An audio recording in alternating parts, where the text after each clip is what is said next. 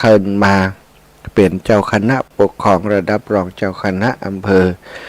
งานการตั้งคณะสงฆ์ก็เยอะงานในหน้าที่ของเจ้าอาวาสก็หลายงานของสถานีวิทยุของเฮาเนาะก็ต้องไปดูแลตอนนี้ที่ห้วยตองซัก 98.75 ห้วยตองซักกอดสัมมาลุมาเสียก็คงจะดำเนินการเกี่ยวกับเรื่องมูลเนี้ยนะเลยทำให้ท่านอาจารย์นั้นบ่สามารถจะเข้ารายการปกติในเวลานี้ได้เนอะสถาน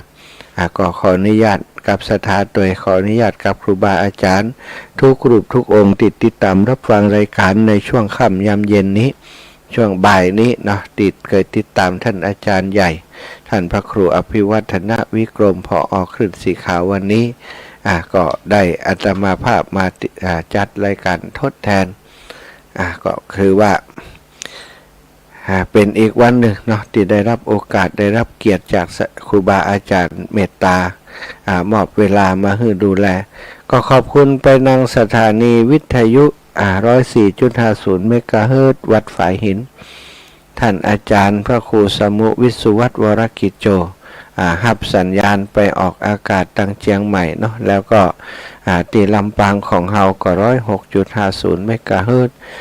หับสัญญาณไปออกอากาศตีลำปางขอบคุณทุกสถานี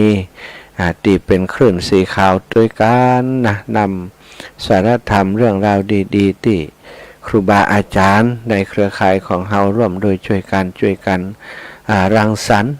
จัดรายการให้ศรัทธาญาติโยมอีพ่ออีแม่ได้รับฟังวันนี้วันที่20วันศุกร์ที่20เดือนกันยาศักราชพระพุทธศักราช2567พระวสาก็ยังอยู่ในช่วงการฟื้นฟูความเสียหายจากอุทกภัยหรือว่าภัยน้ำท่วมในหลายพื้นที่ในหลายจังหวัดสถาญาติโยมที่นักหนาสาหัสสากันแล้วก็กำลัง10 กว่าวันมานี่แล้วก็ยังบ่ได้ยุดบ่ได้ยั้งกันเนาะสำหรับคนที่ประสบภัยน้ำท่วมในพื้นที่ของจังหวัดเชียงรายอำเภอแม่สายจังหวัดเชียงรายอำเภอเมืองจังหวัดเชียงรายและก็หลายๆอำเภอของจังหวัดเชียงรายที่ได้รับผลกระทบพี่น้องตังเมืองเทิงพี่น้องตังขุนตาลก็ยังหลายท่านหลายคนก็ยังบัดแล้วคำเตือนเนอะบางคนที่อยู่ที่อาศัยมันไหลกับน้ำมันลอยกับน้ำไปแล้วก็ผลกระทบที่เกิดขึ้นที่มีขึ้นอาตมาลงพื้นที่วันก่อนไปตีหมอกจามสถาญาติโยมได้ไปหันภาพบางสิ่งบางอย่างเนาะตีหันแล้วก็กัดอกไปหันพี่น้องเจ้าบ้านที่เปิ้นประสบภัยน้ำท่วมสถาเหมือนกับเปิ้นบ่ยินดียินร้ายกับภัยติบเข้าไปในพื้นที่หม่นหมองเศร้าหมองนั่งล้างนั่งเจ็ดนั่งล้างเข้าของต่างๆที่มันเปียน้ำเปียโคลนเป็นเปอะเป็นตมมัดอยู่ตีหน้าบ้านเปิ่นโดนไก่บ้านเปิ่นบางคนเปิ่นตักเปิ่นทำเขาก็แค่พอหน้าเฮียมได้แล้วก็ยะการต่อมันเป็นอีกภาพหนึ่งที่หันแล้วรู้สึกว่าถ้าโดยปกติเปิ่นก็คงบ่เป็นอย่างนั้นนะแต่ว่าในสถานการณ์อย่างเนาะคือความสูญเสียมันเกิดขึ้นนี่มันเป็นเรื่องของเศรษฐกิจครอบครัวเปิ่นโดยสถาสิ่งที่สูญเสียไปมันจะต้องซื้อทดแทนกายอย่างกายแล้วก็แต่ละมื้อแต่ละวันแต่ละเวลาขณะที่เผชิญปัญหาอยู่นั้นไผจะเข้าใจสำหรับความทุกข์ในอกในใจของคนที่ประสบภัยได้หันแล้วก็บักกล้าตักบักกล้าถามเพิ่นซะถ้าจะตักจะถามก็คือถ้าไปช่วยเปิ้นล้างได้ก็อย่างใดก็จะดีกว่าตักถามมาได้นี่อย่างอีมันได้เงินหลายแล้วได้ยินคำว่าเอ็นดูแต่หลายกรรมหลายครั้งหลายเตือนแล้วแต่แค่เอ็นดูบ่ได้ก็บ่ได้ช่วยอย่างนักกว่านั้นเอาเข้าของไปให้บรรเทาทุกข์บรรเทาความทุกข์ยากของเปิ้นก็พอได้กินได้ไว้บ่ใจว่าจะเป็นสิ่งที่จะเอาไปให้เปิ้นเปลี่ยนชีวิตกลับมาเหมือนเดิมได้ แต่อย่างใดก็ตามเนาะศรัทธาญาติโยมหน้าที่ของเฮาก็มีหน้าที่ทำได้นะทำได้เพียงเท่านี้เพียงได้ทำได้เพียงแต่ว่านำเข้าของเครื่องใจติเปิ้นขาดไปแบ่งปันไปสู่ไปฮื้อเปิ้นเอาไปมอบฮื้อเปิ้นหลายคนก็เสียสละในสถานที่เฮาได้ยินข่าวต่างๆถึงพระสงฆ์องค์สังฆเจ้าถึงหน่วยงานองค์กรต่างๆเสียสละทรัพย์ส่วนตัวเสียสละเวลาตัดงานตัดการอย่างอื่นลงไปช่วยเหลือผู้ประสบภัยถึงเวลาถึงทรัพย์สินเนาะถึงกำลังจิตกำลังใจต่างๆทุ่มไปให้กับการช่วยเหลือนั้นแล้วก็มีหลายอย่างนะญาติโยมสถานการณ์ที่เกิดขึ้นในเรื่องราวของอุทกภัยน้ำท่วมในคราวครั้งนี้ได้หันน้ำจิตน้ำใจอันดีงามของคนที่เปิ่นช่วยเหลือแล้วก็อีกมุมหนึ่งก็ได้หันถึงคนที่มีลักษณะมองโลกในแง่ร้ายมองโลกในแง่ลบมองคนอื่นๆในแง่ที่บ่ดีก็มีถูกใส่ร้ายไปสีก็มีถูกกันแนะกันแหนค่อนแค่แซะไซต่างๆก็มีเยอะหลายคนเอาสิ่งที่โดนบูลลี่หรือว่าโดนด้อยค่าโดนกันแนะกันแหนนั้นมาเป็นพลังมาเป็นกำลังสู้ต่อทำงานทำหน้าที่ต่อก็ทำให้เปิดมีความสุขไปแต่บางคนนี่ท้อแท้ท้อถอยทำดีบ่ได้ดีนะบ่ทำให้ดีกว่าศรัทธาอีพ่ออีแม่ตั้งหลายกรรมอู่ของคนที่เป็นมิจฉาทิฏฐิกรรมอู่ของคนที่มันบ่ปรารถนาดีต่อผู้อื่นกรรมอู่ของคนผ่านบ่ได้เป็นประมาณในการที่จะให้เฮามาตัดสินใจว่าสิ่งที่เฮาทำนั้นดีกรรมดีควรจะอย่างใดแต่เฮานั่นแหละเนาะตัวของเฮาเองรู้ดีว่าสิ่งที่เฮาทำนั้นมันดีบ่ดีสำหรับการกระทำนั้นถ้าจิตเจตนาเฮาดีความตั้งใจเฮาดีเฮาเสียสละเวลาเสียสละทรัพย์สินลงไปช่วยเหลือเปิ้นคุณงามความดีนั้นมันก็เกิดขึ้นในจิตในใจเฮาอยู่แล้วเฮาไปช่วยผู้ประสบภัยก็ได้รับอานิสงส์ของการทำดีของเฮาเปิ้นมีโอกาสได้ลืมตาอ้าปากได้อยู่ได้กินได้มีชีวิตอยู่ต่อได้อีกระยะหนึ่งเฮาหันแล้วเฮาก็มีความสุขอันนี้ต่างหากคือสิ่งที่ตัดสินในว่าเฮาจะท้อแท้หรือว่าจะท้อถอยหรือว่าจะสู้ต่อต่างๆนั้นถ้าไปเอากรรมของคนที่เป็นคนพาลสุดท้ายเฮาก็กลายเป็นคนพาลไปโดยเปิ้นไปเห็นนะพาลบ่ทำคุณงามความดีทำพาลบ่สร้างบุญสร้างกุศลไปเหียเพราะแค่คนที่เป็นคนพาลอีปออีแม่ตั้งหลายคือคิดดีๆเนาะช่วงนี้ก็มีกระแสหลายอย่างมีดราม่าเพิ่นเรียกว่าความขัดแย้งหรือว่าดราม่านั้นเกิดขึ้นมีการโพสต์ภาพที่พระสงฆ์องค์สังฆเจ้าพระสงฆ์องค์สามเณรเจ้าวัดวาอารามต่างๆลงไปช่วยเหลือพี่น้องเจ้าบ้านที่ประสบภัยพิบัติน้ำท่วมก็แน่นอนเนาะลงไปอย่างลงไปในพื้นที่ต่างๆนั้นจะมาห่มผ้าห่มดองห่มคลุมเรียบร้อยลงไปมันก็คงเงี้ยบ่ได้เป็นขี้เปอะขี้โปขี้ปงมันก็ใส่แต่อังสะใส่แต่สะบงใส่แต่อังสะพอบ่เฮือร่างกายมันเปื่อยเปล่าอุจจาระหรือว่าใส่แต่สะบงบ่ใส่อังสะมันก็ดูเปิดเนื้อเปิดตัวลำไปเปิ้นก็ใส่อังสะใส่อย่างจัดดีแต่มีคนเอาไปถ่ายรูปแล้วเอาไปลงโพสต์ว่าอันนี้มันเป็นกิจของสงฆ์กะว่ามันเหมาะสมกะว่าศรัทธาอีปออีแม่ทั้งหลายอย่างมาเป็นอย่างอันล้ำเหลือคนเนาะมันมีเรื่องทำกะมันไปเอาเรื่องอย่างอีมาโพสต์มาแสดงความคิดเห็นมันบ่ใจกิจของสงฆ์ลักสงฆ์หรือว่าพระสงฆ์พระภิกษุสามเณรก็คือลูกของเจ้าบ้านเฮาล้วคว้าออกเหียนะศรัทธาถ้าเฮาบ่รักษาศีล227นะบ่รักษาศีล10ของสามเณรบ่ใส่ผ้าคว้าของพระสงฆ์องค์สามเณรก็คือเจ้าบ้าน คือเจ้าบ้านคือลูกเจ้าบ้านมีชีวิตจิตใจพระสงฆ์นั้นก็มีอริยสงฆ์สมมุติสงฆ์สงฆ์ที่เปิ่นปฏิบัติเพื่อหลุดพ้นอย่างเดียวเปิ่นอยู่ในป่าในเขาเปิ่นเนี่ยอย่างนั้นก็เป็นเรื่องของสงฆ์อีกแบบหนึ่งแต่สงฆ์ที่อยู่กับหมู่บ้านอยู่กับศรัทธาญาติโยมอยู่ตึงวันโดยการอุปถัมภ์ดูแลจากศรัทธาญาติโยมเปิ่นส่งจังหันส่งเข้าส่งป่าอุปถัมภ์ค้ำชูญาติโยมมีปัญหาพระสงฆ์อยู่ที่วัดสวดเวินอยู่ที่วัดอย่างเดียว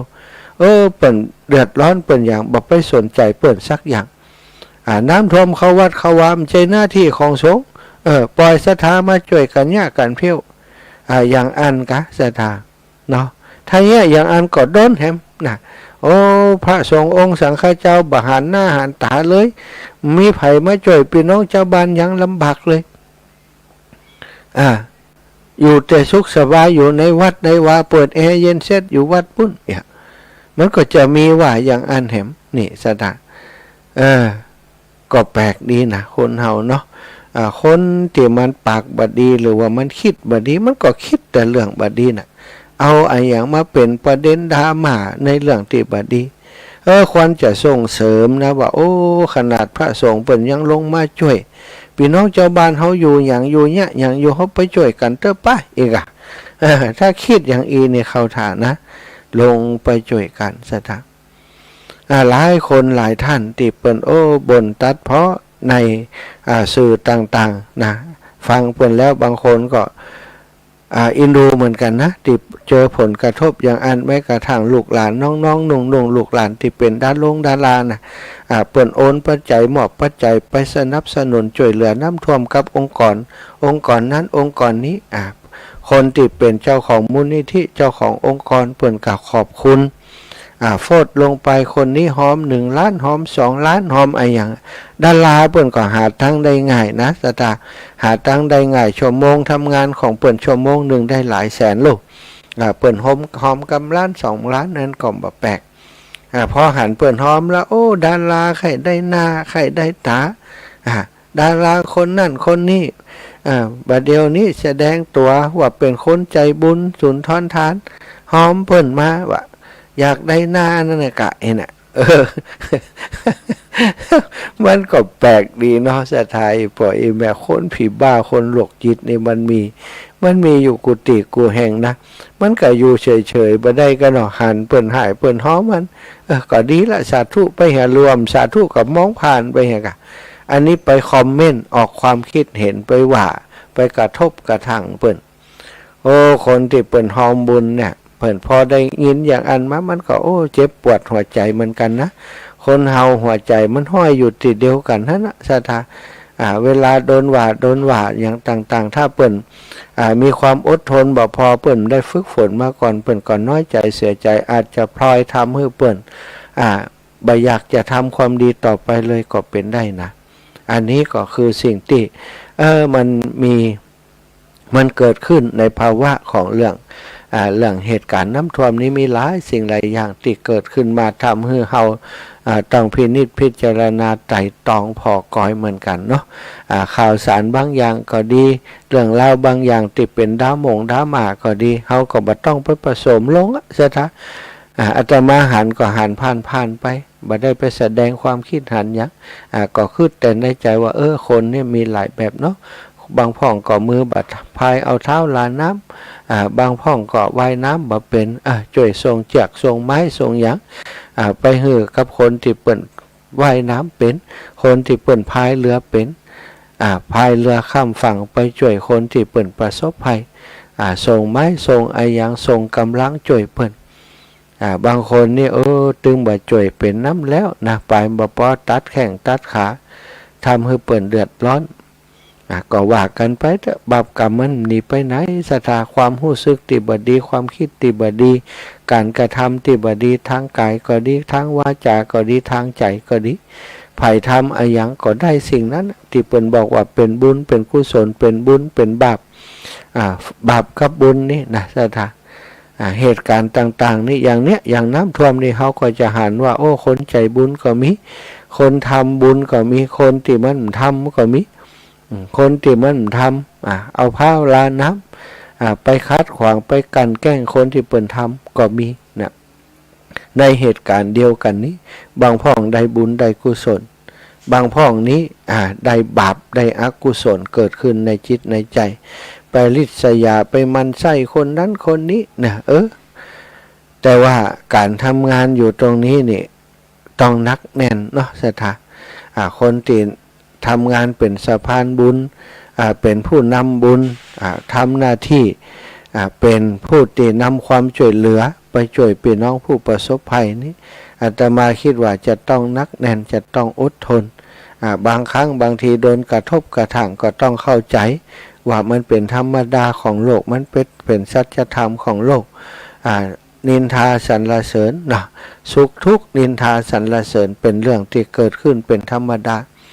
ว่ายังใดนะตราบใดที่เฮายังอยู่โลกมนุษย์ใบนี้มันก็จะมีคนกลุ่มเนี้ยศรัทธากลุ่มที่เป็นคนดีก็มีกลุ่มที่เป็นคนกลางก็มีกลุ่มที่เป็นคนบดีเป็นน้ำแล้วนี่ภัยอย่างก็บดีไปหมดในสายตาของเขาก็มีนะเฮาเป็นคนอย่างใดเฮาฮู้ตัวเฮาเองดีก็ทำหน้าที่ของเฮาไปนี่อาตมาได้ตั้งเรียกว่าได้ทำโครงการเนาะเฮาบ่ทิ้งกันนะโครงการนี้บ่ได้เขียนโครงการนะแต่บ่ได้เขียนโครงการไปขออนุญาตจากภัยแต่เป็นโครงการที่อาตมาคิดแล้วก็ทำในใจของตัวเก่าว่าเฮาบ่ทิ้งกันเฮาบ่ทิ้งภัยบ่ทิ้งกันในที่นี้นะก็เหมือนกับว่าเฮามีเพื่อนมีฝูงมีพี่มีน้องอยู่เฮาบ่ทิ้งกันมีความสุขเขาก็สุขด้วยกันมีความทุกข์เขาก็ทุกข์ด้วยกันเปิ้นทุกข์เขาก็ทุกข์ด้วยเปิ้นร่วมทุกข์ร่วมสุขกับเปิ้นอันนี้คือความตั้งใจในใจของอาตมาก็ทำการประชาสัมพันธ์อูจาผ่านสื่อทางวิทยุของคลื่นสีขาวได้รับบริจาคเอาเข้าของเครื่องใช้ไม้สอยต่างๆเข้าน้ำอาหารต่างๆไปช่วยเหลือผู้ประสบภัยน้ำท่วม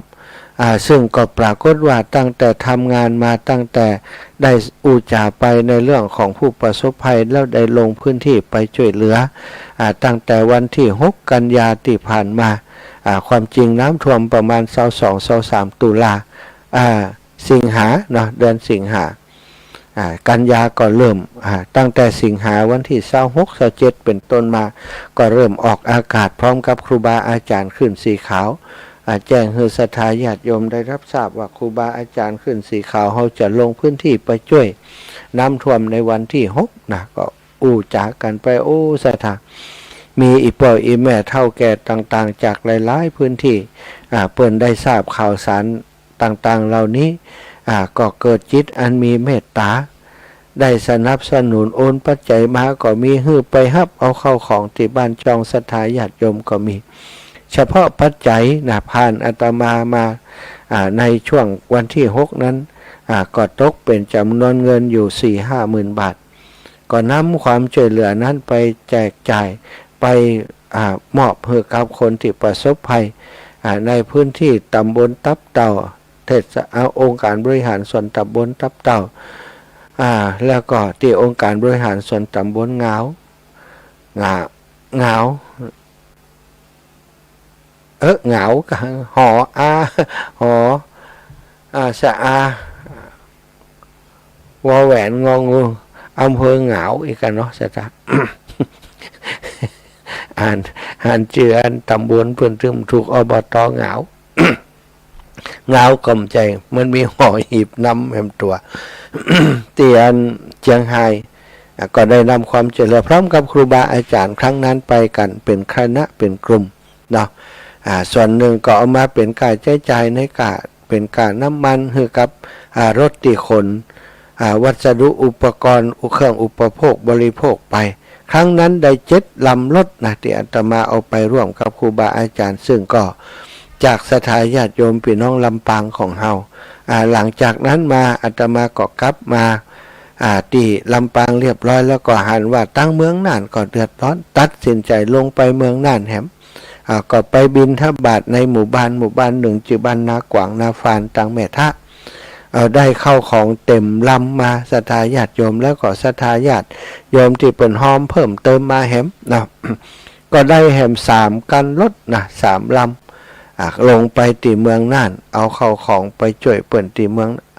องน่านแหม2 ลำรถอาตมากับรถสลาที่เปิ่นทำงานตัว2 ลำรถพร้อมกับนำปัจจัยไปมอบให้ท่านอาจารย์พระครูสุจินนันทกิจเจ้าคณะอำเภอสันติสุขลงพื้นที่ไปด้วยกันไปอำเภอปัวไปอำเภอท่าวังผาแล้วก็กลับมาก็อีก2-3 วันเนาะก็แจ้งบอกว่าอาตมาจะลงพื้นที่ของอำเภอแม่สายอำเภอเมืองเชียงรายและอำเภอแม่สายได้ประกาศอุจาออกไปก็มีพี่น้องศรัทธาบ้านฟ่อนเอาบอกว่าอาจารย์มาบิณฑบาตที่นี่เนอะบัดเดี๋ยวนี้ตั้งบ้านฟ่อนเปิ่นก็รวบรวมเข้าของเครื่องใจจะมอบเพื่ออาจารย์สักลำรถดีว่าพอไปถึงปุ้นป๊อบศรัทธาไปหันบรรบัดใจลำรถน้อยเลยนี่ถ้าลำรถมันต้อง6 ล้อเต็มเลยละ6 ล้อมีโครงหลังคาตัวน่ะเต็มเต็มศาลานั่นดีใจก็ได้ขนมาตีวัดบรรพตสถิต5 กันรถศรัทธาปิกอัพตึงน้ำตึงข้าวตึงเสื้อผ้าตึงของใช้เครื่องอุปโภคบริโภคต่างๆก็ได้เอามารวมกันคัดแยกแล้วก็เอามาใส่รถได้แหม4 ลำ 5 ลำศรัทธาก็ได้ลงไปพื้นที่ของอำเภอเมืองจังหวัดเชียงรายไปติดตำบลแม่ยาวไปแจกไปจ่ายไปมอบให้กับทางกู้ภัยหรือว่าผู้ศูนย์บรรเทาผู้ประสบภัยน้ำท่วมของตำบลแม่ยาวอำเภอเมืองจังหวัดเชียงรายเที่ยวนั้นตั้งใจจะไปแม่สายบัดทึกไปถึงที่อำเภอเมืองเพราะว่าหนทางมันการสัญจรไปทางแม่สายยังไปบัดได้เตื้อเนาะยังมีน้ำยังมีถนนขาดบางช่วงบางที่บางแห่งก็ไปถึงที่หั่นกับปิกมาแล้วศรัทธาญาติโยมก็แล้วมาออกรายการแหมออกอากาศแหมว่าจะไปช่วยพี่น้องตังแม่อายตังฝางเพราะตั้งใจไว้ก็มีคนหายหอมมาแหมศรัทธาหายหอมมาส่วนหนึ่งและอาตมาภาพก็ใจปัจจัยตีส่วนตัวแล้วก็ติดศรัทธาญาติโยมได้สมทบหอมมาคนละเล็กละน้อยไปซื้อเข้าของต่างๆเนาะนำไปช่วยเหลือพี่น้องที่ประสบภัยที่อำ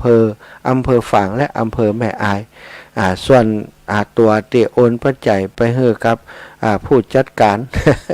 สะพานบุญที่อำเภอฝางโยมแม่จงดีเชื้อกันทาโอนปัจจัยไปให้เปิ่น12,000 บาทเปิ่นก็เอาไปซื้อข้าวซื้อเครื่องนอนซื้ออุปกรณ์ทำอาหารซื้อสิ่งของต่างๆนำไปมอบให้พี่น้องที่แม่อาย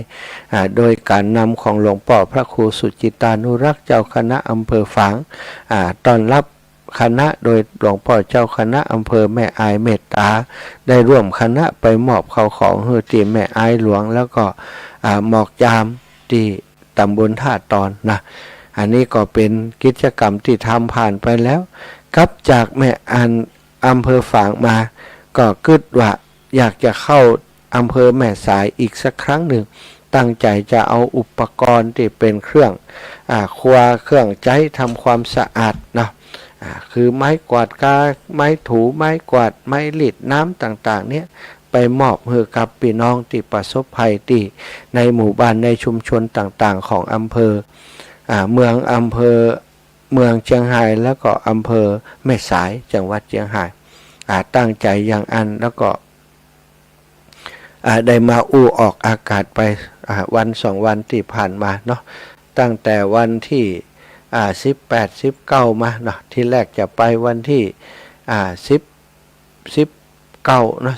18-19นี้ศรัทธาญาติโยมบางท่านบางคนก็บอกท่านอาจารย์ขอเป็นวันที่21ก่อนได้ก่อนเพราะตอนนี้กำลังรวบรวมเข้าของกันอยู่ถ้าอาจารย์ไปเร็วล้ำไปนี่เจ้าบัดทันนะก็เลยว่ามันเป็นอย่างเนาะก็จะรอไปเปิ่นก็รอไปก็จนถึงวันนี้ศรัทธาญาติโยม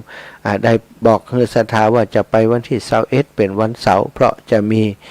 คนที่เปิ่นติดตามไปด้วย เปิ่นจะเอารถตู้เอารถอย่างไปโดยรถตู้นี่เป็นรถทับนักเรียนเปิ่นจะว่างก็ตอนวันเสาร์ว่าก็เลยได้อุจาหารือตกลงกันเรียบร้อยแล้วกาก็เอาวันเสาร์เป็นหลักตอนนี้นะเต่าที่รอมาก็ได้รับความช่วยเหลือจากศรัทธาญาติโยมในพื้นที่จังหวัดลำปางของเราหลายคณะหลายกลุ่มหลายท่านหลายคนกะเดียวในชั่วโมงหลังจะแจ้งให้ทราบว่าได้รับความช่วยเหลือจากที่ในพ่องตะกี้นี้ก็มีติ้งตองโอนมาตังโทรศัพท์อีแม่ขอร่วมบุญแหม100เนออินะแล้วก็เมื่อสักครู่ตะกี้ตีออกไปทางนอกตอนเที่ยงกลับมาถึงสักบ่ายโมงบ่ายสองนี้ก็ไปที่บ้านร้องอำเภอเมืองจังหวัดลำปางหลวงพ่อท่านอาจารย์พระอธิการสมคิดสุเมโทเนาะสุเมทะโสเรื่องสุเมโทมุน สุเมทะโสกับสุเมโทมุวัดบ้านร้องหลวงพ่อท่านอาจารย์ได้มีเมตตาเนาะร่วมบุญในคราวครั้งนี้ประกาศให้ศรัทธาญาติโยมในบ้านร้องแล้วก็ผู้นำต่างๆในบ้านร้องร่วมด้วยช่วยกันได้มาแห่ม2 ลำศรัทธาตึงไม้กวาดตึงเสื้อผ้าตึงข้าวสารอาหารแห้งและก็น้ำดื่มของใจเครื่องใจต่างๆของส่วนของวัดโดยแล้วก็ของอันเจ้าบ้านโดยเอามาร่วมกันก็ต้องขออนุโมทนาในสมณศรัทธาหลวงพ่อเจ้าอธิการพระอธิการสมคิดสุเมธโสนะพร้อมกับคณะศรัทธาญาติโยมพี่น้องบ้านร้องทุกท่านทุกคนที่ได้ร่วมด้วยช่วยกันทำให้โครงการที่อาตมาทำโครงการเฮาบัดทิ้งกันโดยอาตมาภาพพระมหาสมชาติชาตปัญโยและครูบาอาจารย์ในคลื่นสีขาวซึ่งเป็นที่ปรึกษาอุปถัมภ์ดูแลอาตมาให้โอกาสอาตมาทำโครงการนี้นะได้ทำหน้าที่ได้รวบรวมความช่วยเหลือจากพี่น้องไปช่วยกับพื้นที่ต่างๆที่ประสบภัยในจังหวัดเชียงรายก็จะลงพื้นที่ในวันพรุ่งนี้นะก็ยังคงตันอยู่สำหรับศรัทธาที่อยู่ต่างบ้านต่างจองอีแม่ขอร่วมด้วยได้ก่อนเนาะสิ่งที่ญาติโยมอีพ่ออีแม่จะร่วมด้วยได้ก็ตอนนี้เนาะมีไม้กวาดเป็นมัดนะรุ่น1 มัด 1มีอยู่10 กันตกอยู่มัด 1นี่200ซาวก็ถือว่าถ้าศรัทธาญาติโยมเป็นเจ้าภาพ1 มัด200ซาวก็ได้10 กันตอนนี้ก็ยังค้างที่ยังมีเจ้าภาพกำเตือนนี้อยู่7-8 มัดนะศรัทธา10 กว่ามัดนั่นมีแล้วเนาะได้มีเจ้าภาพ11-12 มัดแล้วนะติดรวบรวมไว้บางพ่องก็ห้อมมาเกิงมัดนะก็คือ5 กันนะเกิงมัด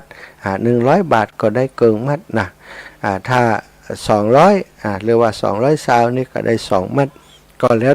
แต่ศรัทธาจะสะดวกอย่างใดนะจะเอาเป็นมัดก็ได้หรือว่าอีแม่มิตรเอีย10 ซาวก็ว่ากันไปเนาะศรัทธาญาติโยมที่อยู่ต่างบ้านต่างจองเช็คเสียงเช็คสัญญาณสักหน่อยแล้วฟังจากที่ไหนตั้งใดพ่องพี่น้องเมืองฝางไปถึงก็จะพี่น้องต่างลำปางได้ฟังอยู่ก็หาแล้วก็พี่น้องต่างเชียงใหม่ฟังได้ถึงที่ไหนตั้งใดพ่องโทรมาเข้ารายการโทรมาบอกมากล่าวส่งสัญญาณให้กันได้รับทราบจิมแม่ยายพรฟังอยู่ก็แม่ยายพรตั้งเชียงใหม่สัญญาณชัดเจนดีก็หรือว่าไผก็ได้อยู่ตั้งเชียงใหม่ที่ฟังอยู่เนอะ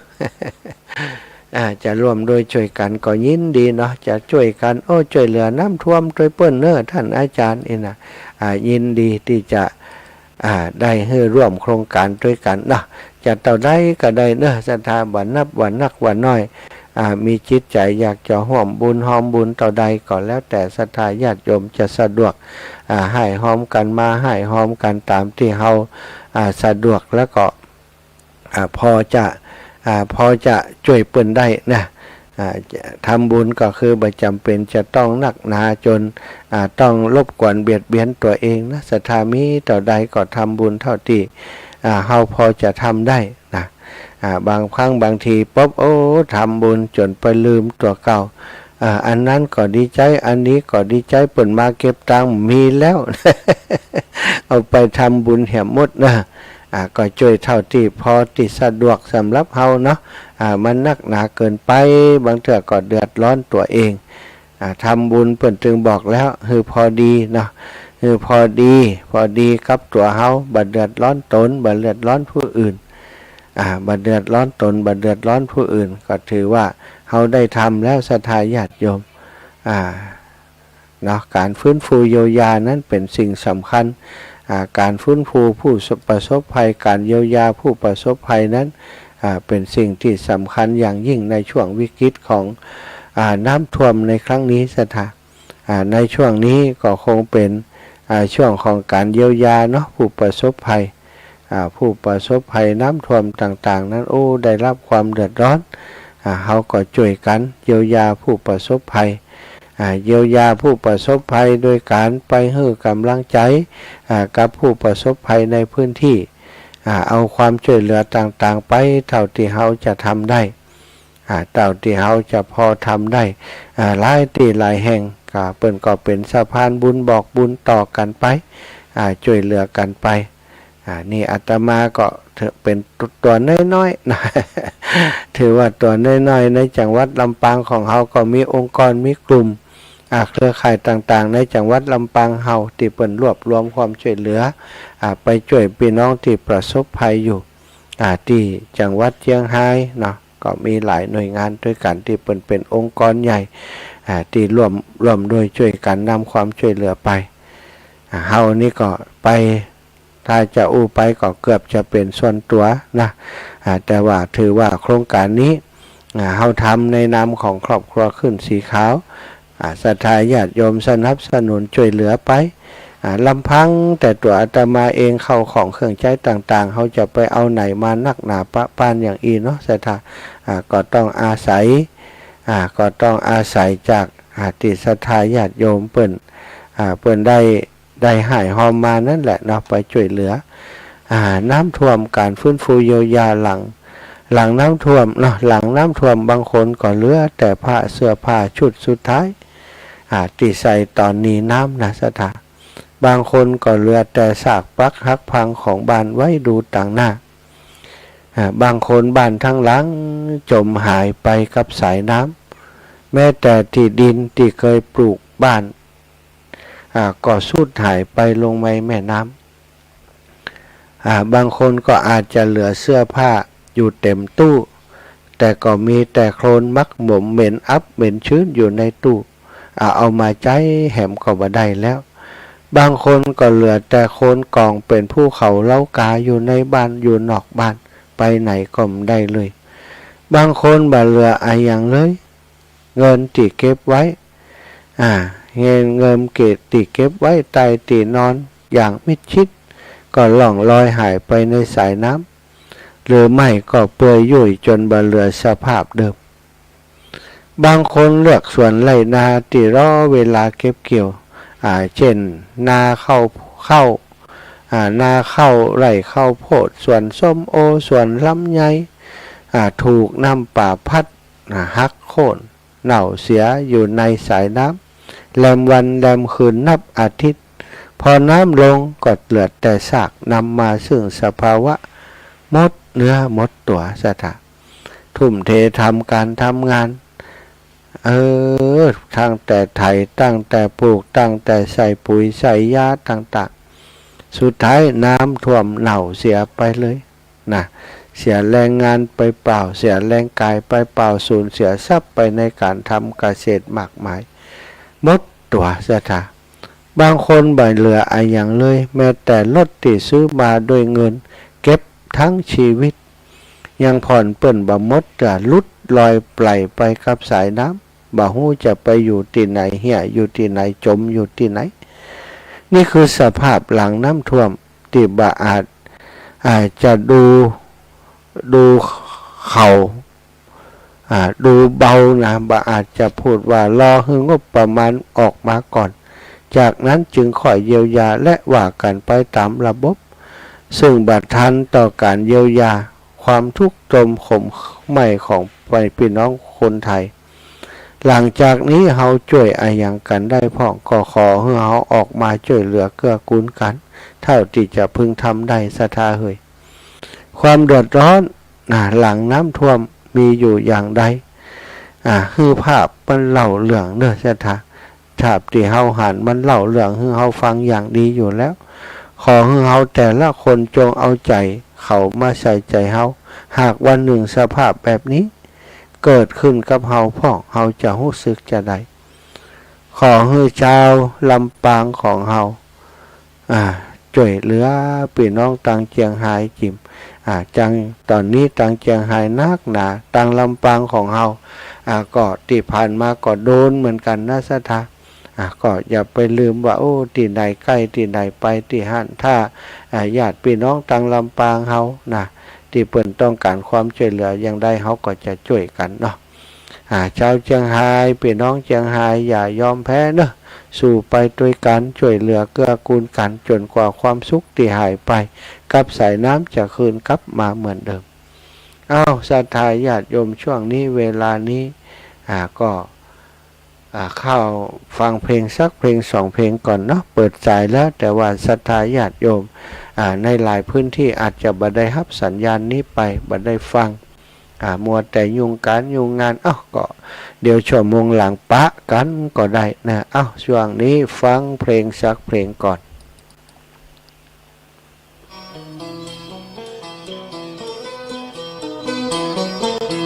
ฝนตกจากฟ้าลงมาซอยตั้งแต่บนดอยลอยลงต่ำไตเหมือนฟ้าตั้งบนกำลังห้ำให้พอหมู่ป่าไม้ลมหายเปปังตกแค่ยามสุดคืนสุดวันนำบ่ยังสากำน้ำลอยล่องหอยไหลมาเลี้ยวโอยบ่มีเนินจาบ่ถึงชั่วโมงน้ำแดงเป็นเปลวมันมากำเบลเอาไหนบ่ได้พอตำบลตับเต่าละเมืองเทิงตันไทยขวบพุทธท่านใดน้ำไหลมาปังพอตั้งน้ำอิงที่บ้านยังป่าตานน้ำไหลล่องตางเข้าจองเข้าบ้านเอาไหนบ่อตันมันมาโวยแต่เขตอำเภอเทิงก็น้ำเติมถนนกระแสไหลว่องเต็มบ้านน้ำอิงน้ำเงาน้ำเล่าไหลลำลุ่นออกฝั่งน้ำเต็มกลางควงลานว่าตึงรถตึงคนโจมที่จากกันเพราะเอาอย่างบัดตันมันไหลลงน้ำดันแสนที่สงสารทรมานใจลำตั้งเขตผู้สร้างน้ำพ่อปังถนนบ้านจองหูคนน้ำวนไหลดันเป็นต้องเป็นน้ำท่วมทั้งนั้นเสียหายเปปังหลายหลังคาเรือนน้ำมันมาเร็วล้ำตึงบ่มีในเหมือนปังบ้านปังเหือนให้หน้าตากาสมบัติโอคาพอไหลล่องน้ำอุทกกะไปน้ำไหลน้องหลวงตั้งสายเมืองปุงก็ขึ้นมาท่วมเชียงม้วนเมืองนั้นเต็มลานล้วนน้ำปีน้ำพวนไหลแตกตีฟองตั้งดอกคำไตกะน้ำปัดเข้าของไหลตัวน้ำนองไปเหี่ยบ่อน้อยมาพอมาคอยมันหายซอยเหี่ยเพอใส่ตังเพียงแก่นกระท่วมนักก็เหมือนกันดอยโปดดอยปังน้ำหลังไหลคอนเอ็นดู เจนล้ำมาตึงปีตึงน้องน้ำท่วมหน้าดองจนมาจูดอน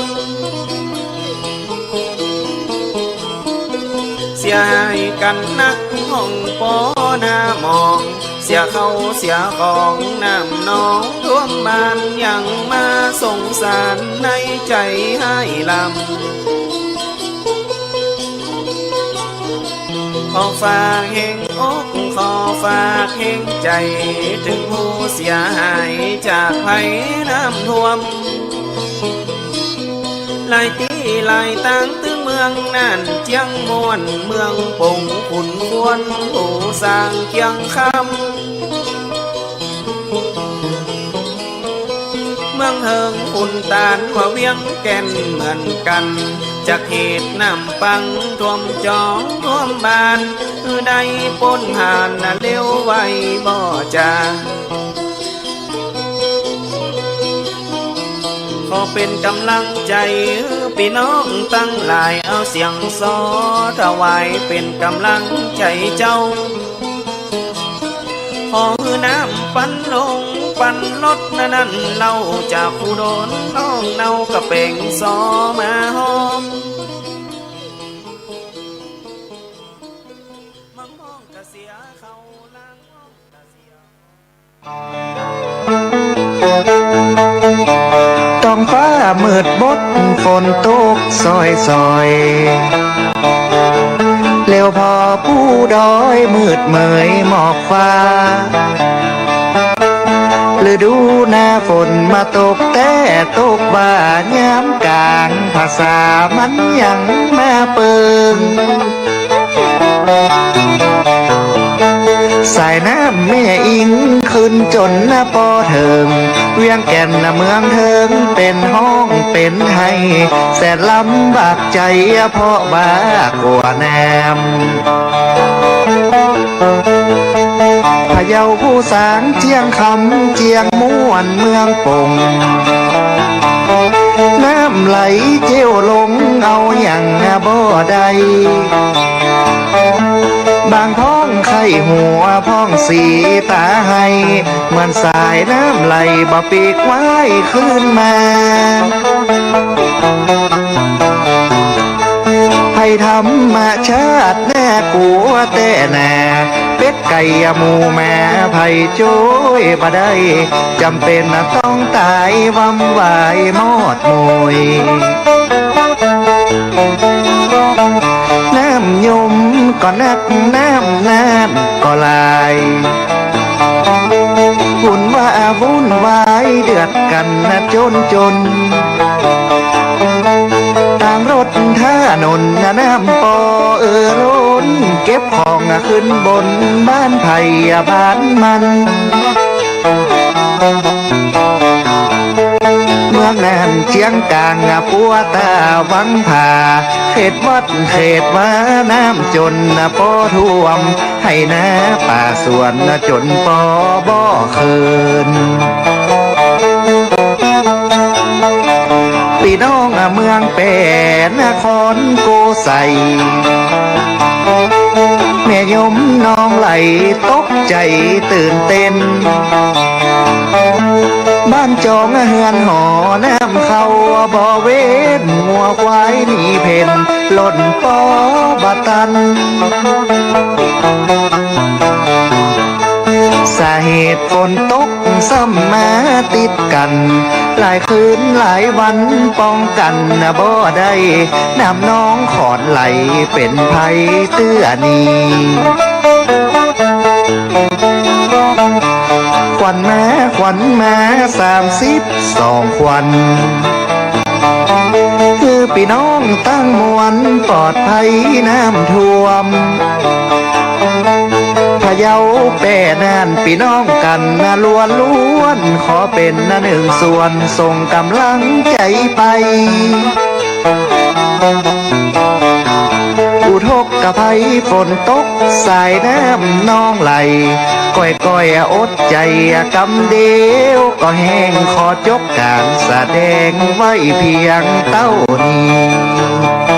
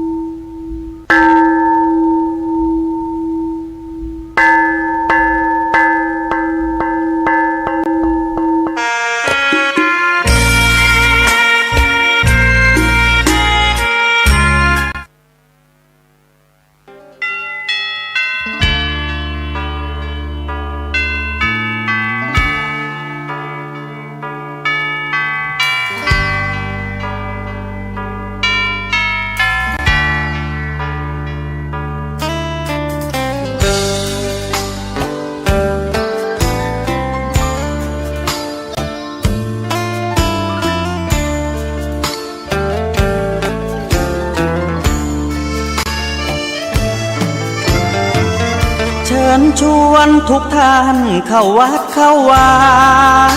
ฟังธรรมะจากหลวงตาเสริมชีวาให้สุขสดใสยึดมั่นหลักธรรมคำสอนไว้ให้ขึ้นใจความดีรีบทำกันไว้หญิงชายอย่าได้นายนี้เชิญชวนทุกท่านเข้าวัดเข้าวาทำบุญด้วยจิตศรัทธาบุญพาให้เราสุขีจะทำการใดนำใช้ในสิ่งดีดีทำบุญให้ทานวันนี้ไม่มีใครว่าใครชังสมัยก่อนประทับใจปู่ย่าตายายวันพระไม่เคยเบื่อหน่ายจำได้ไม่ลืมสักครั้งเหตุใดวันนี้มีคนเข้าวัดน้อยจังอยากให้เหมือนก่อนอีกครั้งฝากความหวังกับคนรุ่นใหม่เชิญชวนทุกท่านเข้าวัดเข้าวารับศีลรับพรหลวงตาเสริมคุณค่าให้กับจิตใจกระทำความดีเรื่องนี้ไม่ต้องอายใครว่างจากการงานเมื่อใดเชิญชวนท่านไปทำบุญ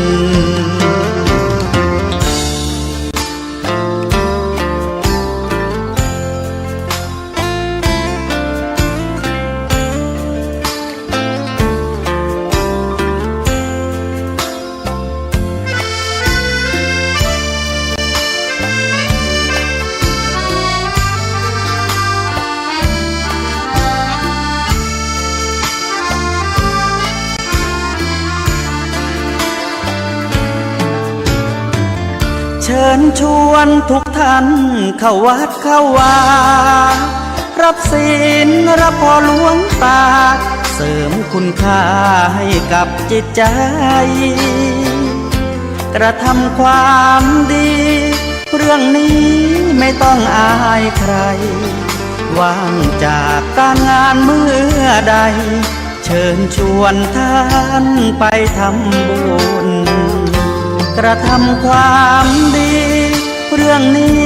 ไม่ต้องอายใครฝากเพลงเชิญชวนหญิงชายอย่าอายเรื่องการทำบุญ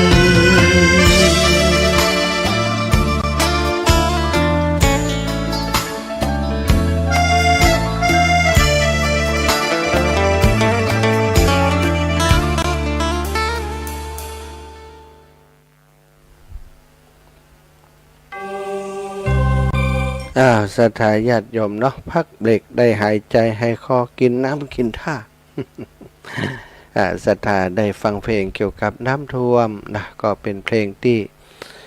ศิลปิน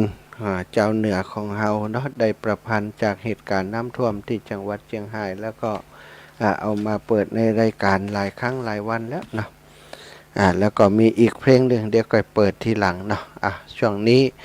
ชั่วโมงที่2พบปะกันนะก็มีหลายสถานีที่กำลังรับสัญญาณไปก็ขอบคุณนะเจ้าของสถานีดีเจตลอดถึงคนที่ควบคุมดูแลในพื้นที่เนาะวันนี้มีหลวงปู่พระครูปฏิภาณธรรมทินหลวงปู่พระครูปฏิภาณธรรมทินได้พร้อมกับญาติโยมคณะศรัทธาพี่น้องจากต่างอำเภอเวียงป่าเป่าได้ลงพื้นที่ไปที่จังหวัดเชียงรายเนาะไปแจกของอย่างต่างๆน้ำดื่มเข้าของลงไปในพื้นที่ประสบภัยน้ำท่วมก็ส่งภาพได้มาหันความเสียหายต่างๆศรัทธาญาติโยมเนาะพรุ่งนี้อาตมาภาพแล้วก็ทีมงานจาก จากลำปางจะลงไปในพื้นที่กลับจากแม่สายแล้วหลวงปู่นะหลวงปู่ได้กลับจากแม่สายก็เดี๋ยวจะเช็คถามสอบถามหลวงปู่ว่าเส้นทางที่ไปแถวใดพ้องที่จะลงพื้นที่ที่หลวงปู่ลงไปแล้วตอนนี้สิ่งของต่างๆบ่เพียงพอที่จะแจกจ่ายเปิ้นก็จะได้ลงไปเติมในพื้นที่แฮมหรือว่าพื้นที่นั้นพอแล้วก็จะได้ไปในพื้นที่อื่นๆเนาะศรัทธาญาติโยมชั่วโมงที่2นี้ก็คงจะถึงเรื่องตอนนี้น้ำลดแล้วนะสิ่งต่างๆที่เป็นความเสียหายนั้นได้ปรากฏชัดในสายตาของคนทั้งหลายก็คือบ้านที่ถูกน้ำท่วมไปแล้วนะขี้เปอะขี้โคลนเข้าไปอยู่แตนพื้นที่ที่เป็นที่อยู่ที่อาศัยของพี่น้องชาวบ้านบางส่วนบางที่ยังบ่สามารถจะเอาขี้เปอะขี้ตมออกจากในบ้านเลยสดาเพราะว่ากำลังบ่เพียงพอบางทีอยู่แต่คนเฒ่าคนแก่สถาลูกหลานบ่อยู่นะแล้วก็หน่วยงานต่างๆที่เข้าไปทำการช่วยเหลือนั้นก็ทยอยช่วยเหลือไปทีละเล็กละน้อยทีละบ้านทีละชุมชนไปบ่สามารถจะลงไปช่วยทั้งหมดพร้อมกันทีเดียวก็ทำให้หลายๆบ้านหลายๆหลังของพี่น้องศรัทธาเจ้าบ้านที่แม่สายยังได้รับความลำบากอยู่ศรัทธาชั่วโมงที่2นี้ก็จะขออนุญาตประกาศนามศรัทธาที่เปิ่นให้หอมมาให้หอมช่วยเหลือผู้ประสบภัยในรอบที่4ของอาตมาที่จะลงพื้นที่อำเภอเมืองและอำเภอแม่สายในวันพรุ่งนี้มีศรัทธาญาติโยมหอมเรื่องของไม้กวาดหอมอย่างมาเนาะที่ผ่านมาที่อาตมานี่ก็มีป่อสุนทรแม่คำมีกาจุมบ้านแม่กงร่วมบุญมา100 บาทพ่อคำแม่ตาลเชื้อสายใจร่วมบ้านแม่กงร่วมมาแหม100 บาทแม่บุญเกียรติใจยะร่วมบุญมาแหม200 บาทแม่จันทร์ศรีสุขาจากเมืองฝางร่วมบุญมาแหม200 บาทคุณครูจะทิรินนะรัตนดาวแล้วก็นามสกุลธนิตธัญบุญร่วมบุญมาไม้กวาด1 ชุดนะก็220 บาทแม่ย่าเหรียญทาตายุก็ไม้กวาด10 ดำนะหรือว่า1 มัดนั่นนะ220 บาทพ่อบุญทาจิระโพแล้วก็ร่วมบุญค่าน้ำมัน100กับไม้กวาด100เป็น200 บาทโยมน้องจำเนียนกันทาทองร่วมบุญไม้กวาด100นะแล้วก็ค่าน้ำมัน100 บาทเป็น200 บาทแม่เรือนคำตาเทพไม้กวาด200น้ำมัน100แม่เพชรชลาพรมใจนะร่วมบุญมา500 บาทแล้วแต่จะจัดสรรเตอะนะแม่จำนองรังสีสม200 บาทแม่ขจรสารพีพร้อมครอบครัวถวายค่าน้ำมันมา200 บาทแม่แก้วมูลปัญญาเครืออันนี้เปิ้นถวายหลวงปู่ดอยมา100 บาทเนอะแม่ติ๊บกาฟังแล้วก็ถวายช่วยเหลือน้ำท่วม100 บาทแม่ติ๊บกาฟัง300 บาทพี่น้องจากบ้านแรงปอทอนแม่ปอยาวุธิ100 บาทแม่จันฟองมโนวังน้ำมันถวายค่าน้ำมัน100 บาทแม่เดือนเพ็ญกาฟังร่วมบุญมา50 บาทแม่ศรีนวลวงชุมพูร่วมบุญมา200 บาทแม่ใหม่เปงวังบ้านน้ำทงร่วมบุญมา100 บาทนายบุญเลิศนางอัมภัยเทวินสืบบ้านน้ำทง200 บาทแม่แก้วโทนาบุตรบ้านน้ำทง200 บาทพ่อเกษตรสมบูรณ์แม่สมบูรณ์กาชัยข้าวสารเสื้อผ้าปัจจัยแหม200 บาทพี่น้องบรรจุดพ่อประชันแม่จำเนียนวงที่ดา300 บาท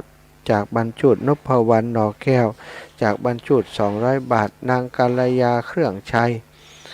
บรรจุ100 บาทแม่หลวงนัตตินโย100 บาทคุณบุตรสบงจากเชียงใหม่น้ำบันบวกไม้กวาด500 บาทแม่บัวเร็วชัยอุดปงไต100 บาทพ่อโยนแม่แมวพรหมสาร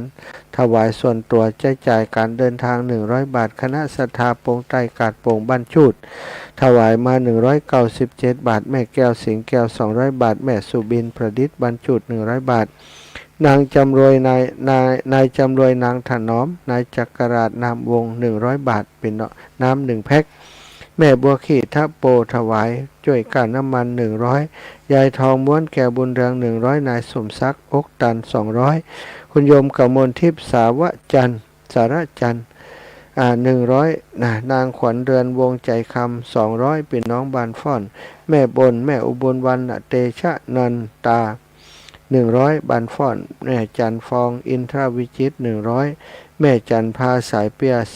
10บาทนางศรีวันแก้วบุญเรือง60บาทแม่คำปันมูลเมือง100บาทแม่นางสมจิตอินทรวิจิตร100บาทสุกัญญาสิงห์หลงพร้อมลูกหลานไม้กวาด100บาทแม่อารีสิทธิบุญธรรมถวายค่าน้ำมัน100บาทแล้วก็แม่สมนึก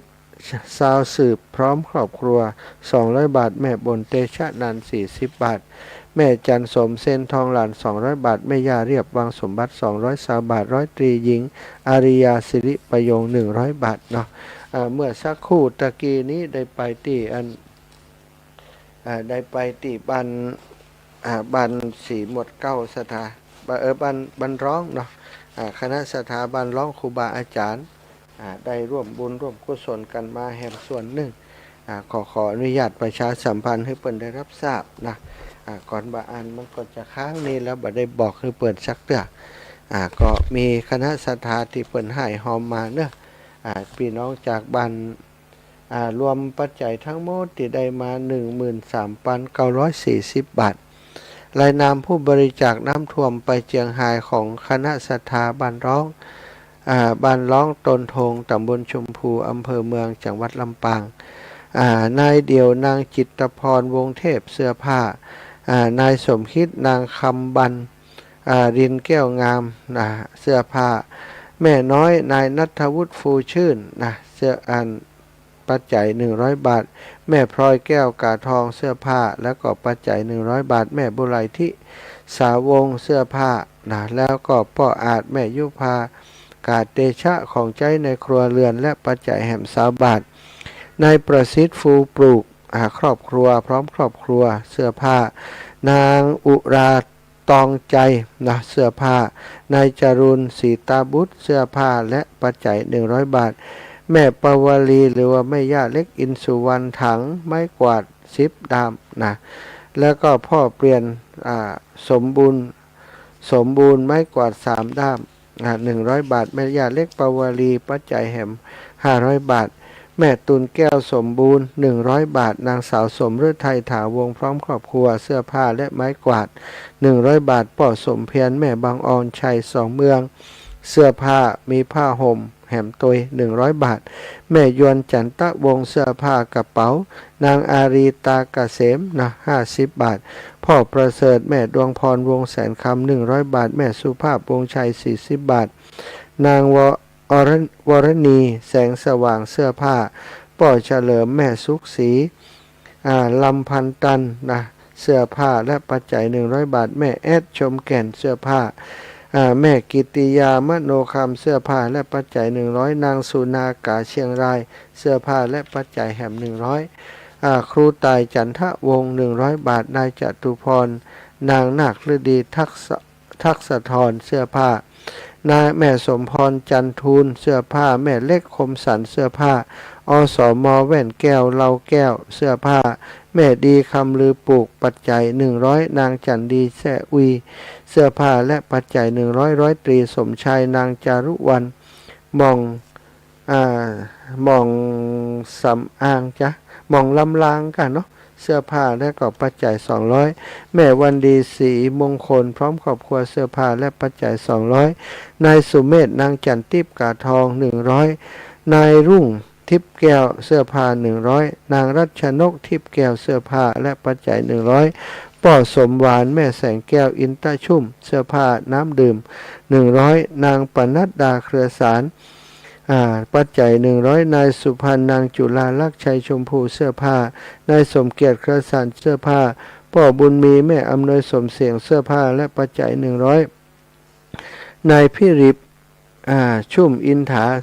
ปัจจัย100นางจันเพ็ญงามตาเสื้อผ้า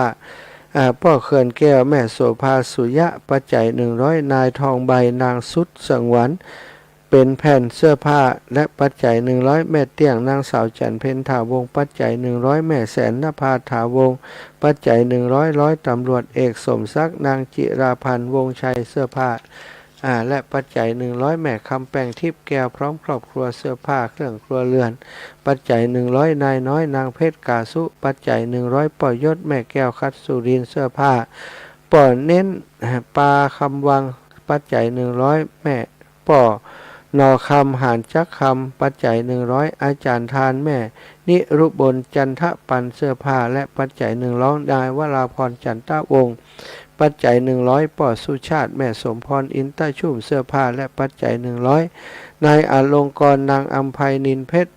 รองเท้าและยาสีฟันนายอำนวยนางสุพรรณพรประเทศปัจจัย100ปอไลแม่สุพรรณทิตาเสื้อผ้าและปัจจัย100ปอธานินแม่จันคำหวังสุขเสื้อผ้าและปัจจัย100นางสิรินันเด็กหญิงอิมรังสรรค์เสื้อผ้าและปัจจัย140นางสาวนาราวดีหมื่นสืบหมื่นลืมก็หมื่นสืบหุ้นเสื้อผ้าและก็ปัจจัย100นางสาวอัญญนันตาพิมลนางสาววรารันพิมลพร้อมครอบครัวเสื้อผ้าและปัจจัย60 บาทนายวิทยาวงชัยพร้อมครอบครัวปัจจัย100แม่อัมพรมาปลูกปัจจัย40 บาทแม่สมใจเมืองบุตรปัจจัย60 บาทพ่อสงวนคมสันเสื้อผ้าและปัจจัย100แม่สรัญญพรปกแก้วปัจจัย100แม่สุขใจกันใจยาปัจจัย100นายธงชัยนางพันธิวาชัยยานนท์เสื้อผ้าทิชชู่และปัจจัย200นายอนุวัฒน์แสนปินตาพร้อมครอบครัวปัจจัย120 บาทนางกวนแสนปินตา100 บาทนายเจริญแสนปินตา100 บาทนางสาวอัมไพแสนปินตา50 บาทปอทนัทมโนคำปัจจัย100 บาทนายปรีชานางจิราวันอินตาชุ่มปัจจัย100 บาทป่อจาเมยแม่บัวเขียวจินดาคัดปัจจัย100 บาทแม่สุนาหม่องลำปางปัจจัย100 บาทร้อยตำรวจเอกจิรศักดิ์นางดอกรักคุณอาวุธปัจจัย100 บาทผู้ไม่ประสงค์ออกนามเสื้อผ้าเครื่องดื่มปัจจัย100 บาทนางสายสมรฟูปลูกเสื้อผ้าและปัจจัย100 บาทพ่อถาวรแม่เพ็ญจันทร์วรรณปลูกเสื้อผ้าและปัจจัย100 บาทพ่ออาจารย์ปุณณภพมาปลูกปัจจัย100 บาทแม่เกียงนายอุรินกาทองเสื้อผ้ากระเป๋าปัจจัย200 บาทพ่อสำรวยแม่กัลยาฟูปลูกพร้อมครอบครัวปัจจัย 1,000 บาทพ่อเจริญแม่จันแก้วสีลืมเสื้อผ้าและปัจจัย100 บาทนางจันฟองเถาวันเสื้อผ้านายอธิวัตรกาวิเตพร้อมครอบครัวปัจจัย100 บาทนางวนิดาจันทะวงเสื้อผ้า100 บาทพ่อสีทรแม่สุวิมลแก้วบุญปั่นเสื้อผ้าและปัจจัย100 บาทพ่อสาหัสแม่อัมพรยศสันเทียเสื้อผ้าและปัจจัย100 บาทพ่ออัมพลแม่บุญศรีฟูปลูกเสื้อผ้าและปัจจัย100 บาทนายวิทยากาทองพร้อมครอบครัวไม้กวาด10 ดาม100 บาทแม่สีบุตรแสนปินตาปัจจัย100 บาทแม่ลำดวนจันทะวงเสื้อผ้า100 บาทแม่แสงอรุณพลอยคำปัจจัย100 บาทเอกหญิงอริสาปันสวนปลูกปัจจัย100 บาทแม่ลำงาสายธนูพร้อมครอบครัวปัจจัย500 บาทพ่อเลื่อนแม่แก้วมูลชัยชมพูปัจจัย100 บาทนายชรินนางมาลัยวัฒนชยานนท์เสื้อผ้าและปัจจัย100 บาทท่านอาจารย์สมพรวงวิชัยเสื้อผ้าป้อสันแม่ศรีวรกาวิเตเสื้อผ้าและปัจจัย100 บาทป้อสรยุทธวงชัยปัจจัย50 บาทนายวิรุธนางพัทรพรมโนคำเสื้อผ้าปัจจัย300 บาทนายสุวิทย์อัฐคาตเสื้อผ้าและปัจจัย200 บาทนายนพนัทละอองทองปัจจัย100 บาทนางคุยหานจากแก้วปัจจัย100 บาทสทอนุกูลฟูปลูกปัจจัย200 บาทนางพัชยาฝึกฝนเสื้อผ้า100 บาทนางคำมีกันเกตเสื้อผ้าแม่คำม้วนวงคัดปัจจัย100 บาทพ่ออาจารย์ทองแม่ฟองกาเตจะเสื้อผ้าแม่สิรินดากาเตจะเสื้อผ้าและปัจจัย200 บาทนายอุดมเครือสารเสื้อผ้านายศรีจันทร์นางจริยาสุปินะเสื้อผ้าปัจจัย200 บาทนายสุเทพนางสุวิมล เทวราชสมบูรณ์เสื้อผ้าปัจจัย60 บาทนายสุรชัยใจเรียนนางสาวสุทธินารีมาปลูกเสื้อผ้าและปัจจัย60 บาทปอกเกษมวรรณปลูกเสื้อผ้า100 บาทแม่สมบูรณ์ชัยชมพูปัจจัย100 บาทป้อเย็นแม่เล็กหานจักคำเสื้อผ้า100 บาทนางทองคำที่วงทรายเสื้อผ้า100 บาทนายจรูนผาเวียงจันทร์ปัจจัย100 บาทนายเพชรนายใจเพชรนางสมหมายคำอ้าย100 บาทนายสมนายสมยศนางอนุสรณ์กาทองพร้อมครอบครัว100 บาทนางการวรินทร์สุวรรณวงศ์เสื้อผ้าครอบครัวปอวิจิตรแม่เรือนมูลโตประเสริฐเสื้อผ้าและปัจจัย100ครอบครัวสิริพรเครือฟูเสื้อผ้าพ่อศรีวัยแม่นงครานกาทองเสื้อผ้าและปัจจัย100 บาทนายบรรจงนางโสภาอุจใจปัจจัย100 บาทแม่สุขทิตาพร้อมครอบครัวเสื้อผ้าและปัจจัย40 บาทครอบครัวเปี่ยมสุวรรณเสื้อผ้า100 บาทครอบครัวนายต้านางอ่องนะเสื้อผ้าและปัจจัย100 บาทครอบครัวนางจ่อยเสื้อผ้าและปัจจัย100 บาทครอบครัวนางดาวเสื้อผ้าและปัจจัย100 บาทครอบครัวป้อสุชาติแม่คำใสมโนสารปัจจัย200 บาทครอบครัวป้อชัยรัตน์แม่ปราณีสาวิลาปัจจัย300 บาทครอบครัวป้อสุนทรแม่สมพรจันทวงศ์ปัจจัย100 บาทจรูนแม่ศรีวันกาทองปัจจัย100 บาทป้อประสิทธิ์แม่ทองใบฟูปลูกปัจจัย100 บาทย่าปาเครือสารผ้าห่ม2 ผืนผ้า3 ถุงนะ100 บาทนายสมพลจุงจิตทองรักนะปัจจัย200 บาทแม่สาครเพชรแสนงามปัจจัย100 บาทคุณโยมเพ็ญจันทร์คำแปลงนะปัจจัยแหม60 บาทรวมทั้งหมดเป็นปัจจัยอยู่13,940นะแต่เจ้ามีคนเติมแหม60เป็น14,000นะอันนี้จากศรัทธาญาติโยมพี่น้องบ้านร้องนะบ้านร้องอำเภอเมืองตำบลชุมพวอำเภอเมืองจังหวัดลำปางตะกี้มีแม่ย่าศรีนวลสุรินทร์มงคลได้ถวายได้ร่วมบุญมาเป็นเจ้าภาพของไม้กวาดแหม1 มัด220 บาทก็เป็นกำลังใจนะพี่น้องที่ประสบภัยเป็นรายการไม้กวาดอย่างเดี๋ยวตมาได้ประกาศไปก็อยากจะอนุโมทนาบุญก่อนที่จะนำไม้กวาดไปมอบให้กับพี่น้องที่เชียงรายนะไม้กวาดบ้านฟ้อนนี้บริจาคน้ำท่วมแม่บนเตชะนันไม้กวาด2 อันน้องสมจิตอินทวิจิต1 อันแม่จันฟองบ้านสำเภา2 อันแม่สมนึกจำปา1 อันแม่อารีสิทธิบุญธรรมบ้านสลาบปก2 ด้าม แม่ศรีวันบ้านฟ้อน1 ด้ามแม่พาบ้านฟ้อน1 ด้ามแม่สุภาพรอินทรี1 ด้ามน้ำกวาด1 กัน1 อันแม่ไลบ้านฟ้อน1 อันแม่ไลบ้านอันแม่ฟองแก้วจิตบ้าน2 อันแม่พลอยแช่มชื่น2 อันแม่ไลบ้านฟ้อนพาแหม1 กล่องแม่ยุพินบ้านฟ้อนน้ำเปล่า3 แพ็คนะรวมไม้กวาด11 อันเสื้อผ้า20 ถุงไม้ถูพื้น4 อันนี่จากพี่น้องบ้านพ่อนแม่คิมศรีอินแก้วร่วมบุญมาแหม20 บาททำบุญไม้กวาดแล้วก็แม่พี่น้องจากอันบ้านจุดนะแม่เลี้ยงอมรทัศน์ไอสุรินแม่สมพรชัยเรือนแม่บัวเรียวชัยอุดแม่ถนอมนำวงแม่ชวนชุมพูแก้วแม่บัวขีทับโปแม่สีทรปันตานายนรงค์วงอุดนายจันสมวงอุดแม่แก้วสิงแก้วกาดโป่งแม่เพ็ญศรีชัยเรือนแม่ละไมอกตันแม่บุญยิ่งแสนฟ้าเลื่อนแม่สุบินประดิษฐ์แม่มาลัยกันทิยะพร้อมครอบครัวที่วาภาวันชัดชัยชมพูพ่อแปงแม่คำแปงหน่อแก้วแม่วิไลโป่งเทพแม่บัวลอยโป่งเทพแม่เหรียญบ้านสันหลวงแม่เกวรีวรรณโสภาบ้านจุดนะร่วมบุญเป็นเจ้าภาพไม้กวาดแหมหลายด้ามนะแล้วก็ร่วมบุญข้าวสารและเสื้อผ้านายพรหมมาวงที่ดานางอิสริยาพรวงที่ดาข้าวสาร20 กิโลเสื้อผ้า2 ถุงแม่เพ็ญศรีชัยเรือนค่าพาหนะ40 บาทแม่หลวงนัดตินโยนะร่วมบุญผ้า1 ถุงร่วมบุญน้ำท่วม100 บาทพี่น้องเขลางทอง2 มัดนะ440 บาทนี่แล้วก็นางสมหมายแป้งจิตอัมภัยพรวิญญา10 อันนะแล้วก็ไม้กวาดอ่อน นี่แม่ประพินบ้านจุดนะปนานนวลจันตาผ้า3 ถุงแม่ปันเกษนาไม้กวาด1 มัดอันนี้ขอบคุณนะแล้วก็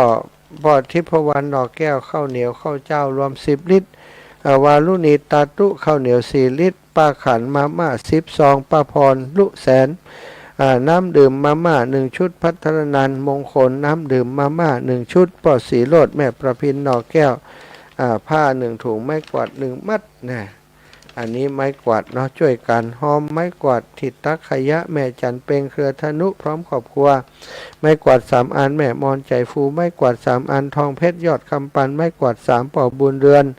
ทองแม่ทองใบไม้กวาด3นะแม่สีวานสายอินตะไม้กวาด1แม่สมศรีฟองนะหรือว่าเทพคำปิวไม้กวาด1แม่บัวผ่านวงตาลไม้กวาด3แม่น้อยฟูกุลไม้กวาด3น้องสำรานเทพคำปิวไม้กวาด3แม่นิดมาลางไม้กวาด1นายอำนวยเครือธนุไม้กวาด3นายศรีปุณวงคำลือไม้กวาด3จันหอมบ้านวังหม้อตักขยะ5นี่พี่น้องบ้านสายเจดีย์สาวลำปางเนอะแม่เย็นกล่องคำบุตรบันแรงผ้า5 ถุงแม่ทิพกาฟางบ้านโป่งศรีปีดาผ้า1 ถุงน้ำ2 แพ็คมาม่า2 แพ็คนม1 แพ็คไม้กวาดสีดำแม่แก้วมูลปัญญาเครือผ้า1 ถุงพร้อมเงิน100 บาทข้าวสาร5 ลิตรน้ำ1 แพ็คแม่เย็นตุงข้าเกตตรินน้ำ2 แพ็คไม้กวาด2 ดามแม่จันฟองมโนวังไม้กวาด2 ดามแม่เพนจินดาพันมาม่า2 แพ็คน้ำ1 แพ็คนางลุงนภานายสมพลเรียนกุณาไม้กวาด1 อันนายตุ้ยน้ำ1 แพ็คนายตุ้ยนางจำเนียนกาฟังไม้กวาด2 ไม้กวาดแล้วก็น้ำ2 แพ็คนะผ้า1 ถุงมาม่า1 แพ็คนี่เป็นของศรัทธาญาติโยมเปิ้นเพนสีเกตบุตรผ้า1 กล่องนางสาวเพนไม้กวาด2 ด้ามผ้า2 กล่องพิมพ์จุมปูเครือกล้วย1 เครือผ้าถุงแม่ลายเสื้อ3 ผืน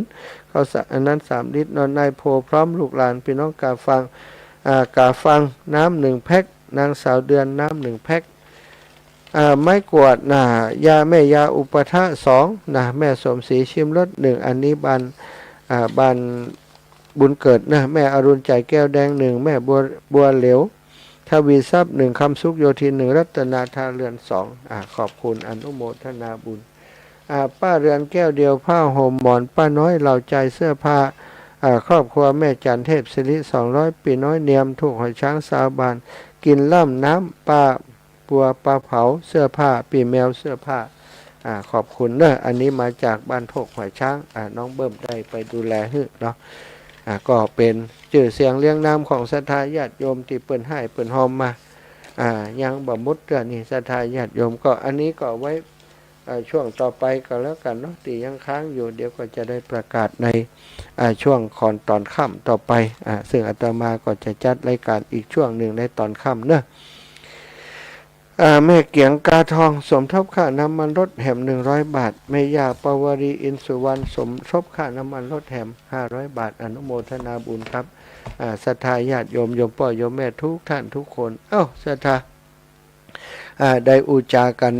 เกี่ยวกับเรื่องของการซับน้ำตาช่วยเหลือผู้ประสบภัยในช่วงของน้ำลดลงแล้วเรียกว่าการเยียวยาผู้ประสบภัยน้ำท่วมเนาะทำไมจะต้องเยียวยาก็เพราะว่า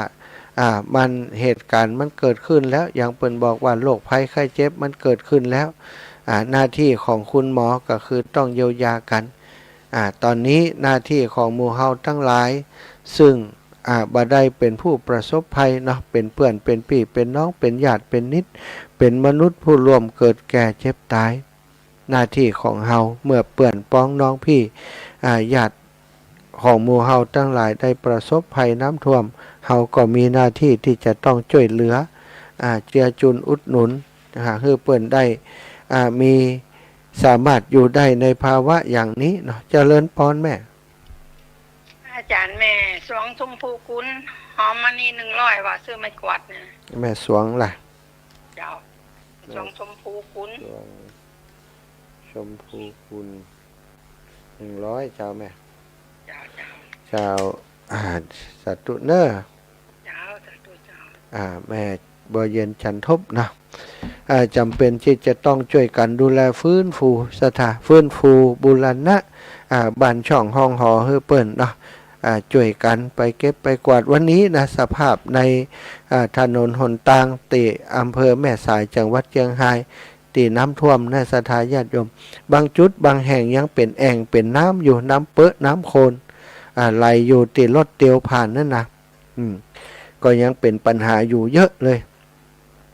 แล้วบางตีบางแห่งน้ำลดลงไปแล้วแต่สิ่งที่พุทธขึ้นมาก็คือขี้เปื้อขี้โคลน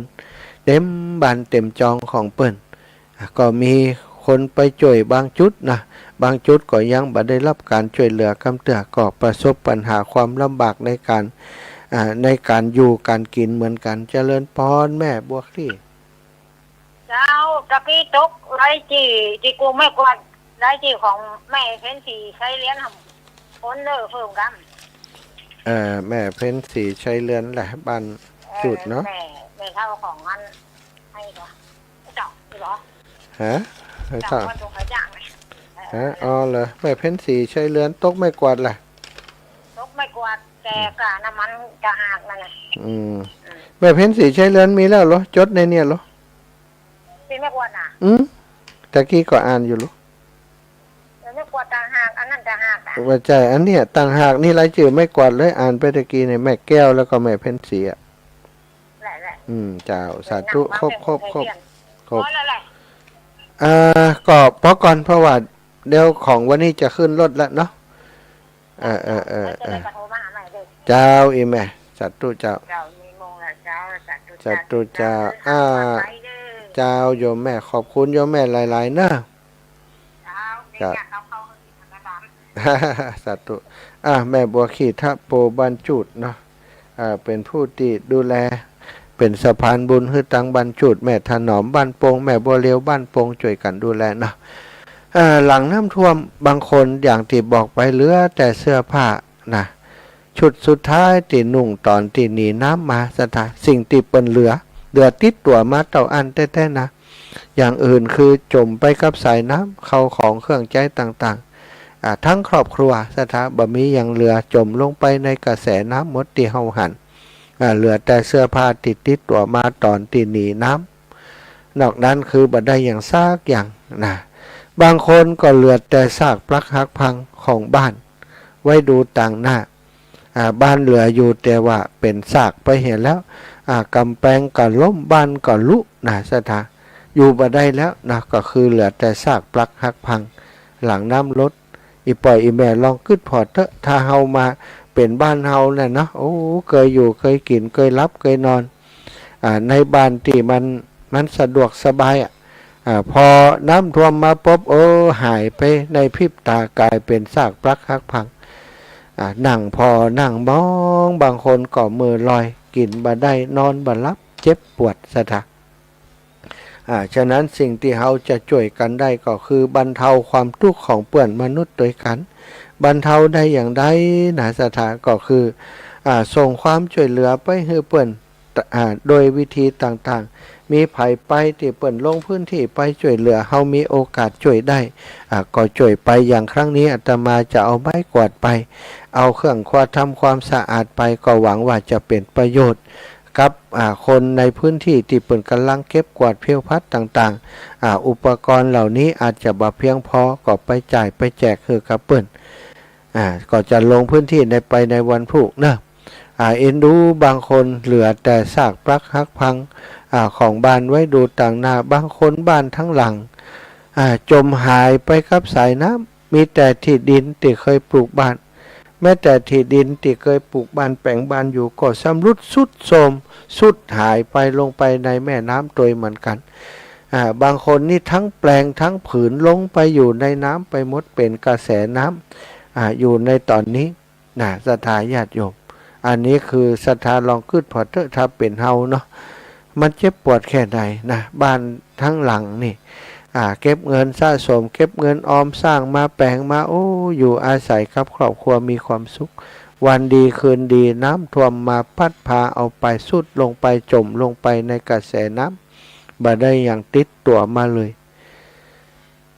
ตีดินก็ยังบ่เหลือบ้านบางคนเหลือบ้านตี ผู้ชำรุดทรุดโทรมหรือว่าหักพังเป็นซากของบ้านก็ยังดีว่ายังมีติดดินแต่อันนี้บ่เหลืออย่างเลยก็มีซะนะบางคนก็เหลือแต่โคนกองเป็นผู้เขาเล่ากาอยู่ในบ้านอยู่นอกบ้านเดินไปไหนก็ไม่ได้ยะยังก็ไม่ได้เป็นขี้เปอะขี้โคลนไปหมดเข้าบ้านตัวเองยังไม่ได้เตื้อบางคนบ่เหลือไอ้อย่างเลยเงินติเก็บไว้ได้ใต้ตีนอนเก็บไว้ในตีมิดชิดสอนท่านสอนนี่น้ำมาปบมันเอาไปหมดสถาสอนตีไหนตั้งใดหายไปหมดถ้าบ่หายไปก็เปื่อยก็ยุ่ยเสียหายไปหมดก็มีบางคนเรียกสวนไรนาตีรอเวลาเก็บเกี่ยวเข้าเช่นนาเข้าโพดสวนส้มสวนลำไยถูกน้ำป่าพัดพาหักโค่นหน้าเสียหายเน่าเสียจมในน้ำแรมวันแรมคืนเป็นอาทิตย์เป็น10 กว่าวันเป็น20 กว่าวันมาแล้วเหลือแต่ซากสถานนำมาซึ่งสภาวะของคนที่หมดเนื้อสิ้นเนื้อประดาตัวบ่มีอย่างแล้วสถาลงทุนไปทำการเกษตรซื้อปุ๋ยซื้อยาสปะสเปดทำนุดูแลต้นไม้ของตัวเก่ากำลังออกดอกออกผลโอ้สถาสวนส้มทั้งสวนจมไปในกระแสน้ำเสียหายนับเป็นลักล้านนะสถาญาติโยมความเสียหายเกี่ยวกับพืชพักผลไม้เลือกสวนไรนาของสถาญาติโยมบางคนก็บ่เหลืออะไรอย่างเลยแม้แต่รถที่ซื้อมารถเครื่องมอเตอร์ไซค์รถยนต์ลุดลอยไปตามสายน้ำบ่หู้จมอยู่ที่ไหนตั้งใดยังเสาะหามบ่ปะเตือก็มีบางพ่องปะแล้วจมอยู่นี่แต่ว่าสภาพใจงานบ่ได้ไปไหนก็ไม่ได้แล้วสถาอันนี้ก็คือสภาวะหลังน้ำท่วมที่บ่อาจจะดูว่ามันเป็นเรื่องที่เบานะสถามันเป็นเรื่องที่นักหนาเหมือนกันเนิ่นนักขนาดนักบ่ฮู้ว่าคนที่เปิ่นประสบภัยจะผ่านวิกฤตนี้ไปได้อย่างใดตอนนี้คุณหมอพยาบาลต่างๆหน่วยที่เรียกว่าไปซับน้ำตา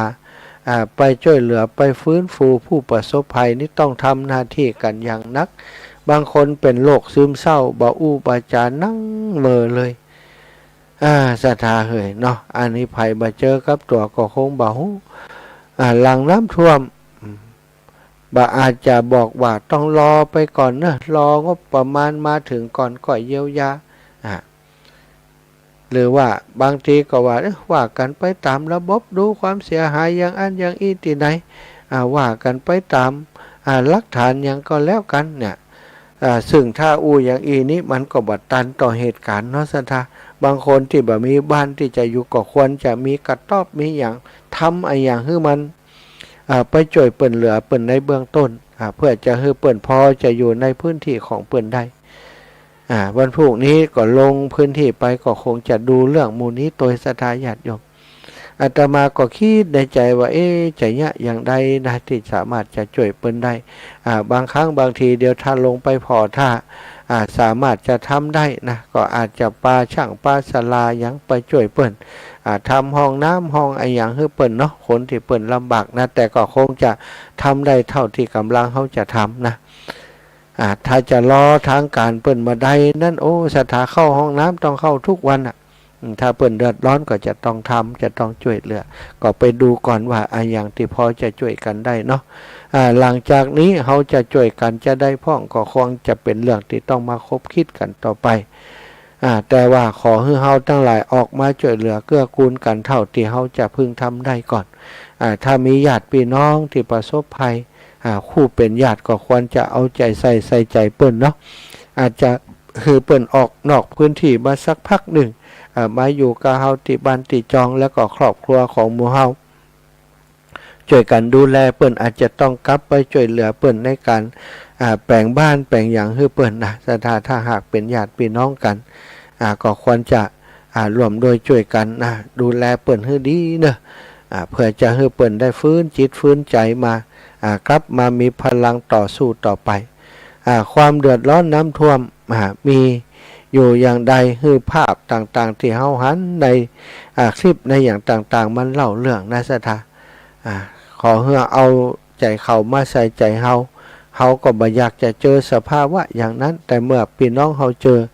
หน้าที่ของเฮาก็คือช่วยเหลือสุดกำลังที่เฮาจะช่วยได้นะอันนี้ก็ต้องขอบคุณนะทุกท่านทุกคนที่ติดตามรับฟังรายการแล้วก็หลายคนได้ยินที่อาตมาประกาศตะกี้ก็โทรเข้ามาร่วมด้วยช่วยกันให้หอมเพิ่มเติมมาแหมอนุโมทนาสาธุให้กับศรัทธาญาติโยมทุกท่านทุกคนเอาละเวลาใกล้จะหมดแล้วก็เปิดสายให้ศรัทธาญาติโยมโทรเข้ามาเนอะตะกี้ได้ยินแม่อุ้ยอินแม่สาบเสมิงโทรเข้ามาตอนนี้โทรมาแหมไมเนอร์แม่อุ้ยอินแม่ย่าโทรมาได้แล้วเนาะโทรมาได้เนอแม่อุ้ยอินแม่สาบเสมิงตะกี้โทรมาอาตมาบัดตันฮับสกรรมแม่อุ้ยอินก็หนีละไปเหียกว่าโดนด่าอีกแล้ว เขาว่าท่านอาจารย์สมชาติสวกเองนะความจริงบ่ได้สวกอย่างเนอะบางเตือเปิ่นโทรมาพิษเวลาก็บอกบัดใจเวลาโทรแต่หน้าเอกเนาะก็บอกไปหลายคนก็กลัว มาขาโทร อ้าวบอกเปิดสายแล้ว08088173 0808844173เจริญปอนแม่สุแก้ว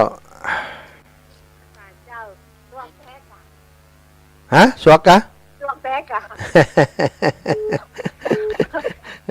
อีแม่ แม่ก็เลยว่าอันนี้แม่ก็เลยบอกว่าต้องโหเสีย เจ้าอีแม่ เจ้า จะไปเอาเชียงใหม่ด้วยกันเชียงรายด้วยกันก็วันพุธ บ่ไปเจ้า มาไปล่ะเจ้าเจ้าบ่เป็นอย่างงอ มาเป็นยังเจ้าขอบคุณโทรมาเป็นกำลังใจกันเนาะท่านพักผ่อนบ้างเลย ก็พักไปจะหน้าไก่แม่พักไต่ตั้งไปแม่หันตอนที่ท่านขึ้นดอยคือเอาแม่กัวนั่นเลยก็โทรเจ้าก็แต่กำลังนอนรับไม่ได้จงเจ้าสัตว์ทุเจ้าเจ้าฝันกันคนน้อยแม่อุ้ยอินมารอแล้วแม่อุ้ยรักใครหัวนี่จมอย่างบอมจมไปเลยใครว่ายังก็ว่าวันนี้ร่วมทำบุญอย่างสักอย่างมาตั้งนี้ก็เอาไปทางลาวทำร้านได้อีแม่ไปเขาจะไปตั้งแจ้งของนี่วันละวันที่32นี่ตั้งลาวก็ดีช่วยเนาะเจ้าหลายตีหลายแห่งแต่แม่การตั้งนั้นก็น้ำท่วมว่ะเจ้าช่วยกันเป็นผ้าไปเข้าซุปเข้าอาหารแห้งไปแล้วช่วยกันไปเนอะแม่เนอะสะดวกทางใดก็ช่วยทางนั้นเนาะเสียงเงียบไปจะหลายวันแล้วพ่อก็เจอกันเลยก็ตั้งงานเลยได้ดีแล้วเสียงดักไปจะหลายวันนี่ได้ยินนะดักกะเงียบติ้งเป็นอย่างฮะของห้อยตองซักก็ว่าในแม่ฟังจากบนเสียงธรรมแม่แจมกะอันนี้ก่อนบ้านทุ่งเรดิโอนะกะบ้านทุ่งเรดิโอดังที่เดียวอะไรของประดมเนาะบ้านทุ่งเนาะแม่บ้านทุ่งเรดิโอของประดมที่อื่นจึงได้ยินสาธุขอบคุณประดมทำอย่างไส้ย่างอยู่มืดนี่คนเดียวนะแปลกสวยจะไปวัดพวกทำพิธีทำบุญให้ท่านพระครูเจ้า5 ปีละเจ้าแม่เจ้าเป็นกำลังใจบุญทักษะมันนี่กะวันนี้ก็เสียงเหมือนตู้เท่าตู้ลงเท่า